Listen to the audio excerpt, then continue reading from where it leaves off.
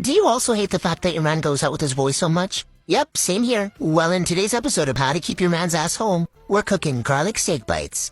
To start off, I bought some steak, and I cut it into bite-sized pieces, marinated it with some salt, pepper, garlic powder, onion powder, and a little bit of Worcestershire. I set this aside to marinate for about half an hour. In the meantime, I boiled some potatoes, mashed up the potatoes and added about a tablespoon of butter, salt, pepper, garlic powder, and a little bit of cream. Mash it up until it was nice and creamy.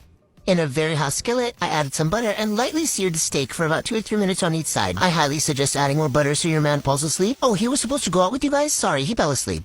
I removed it out of the pan and then I added some more butter, some minced garlic, and then I tossed the steak back in.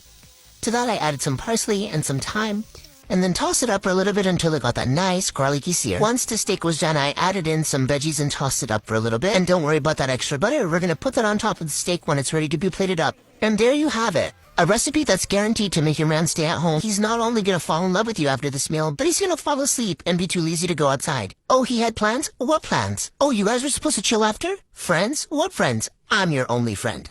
Okay, bye!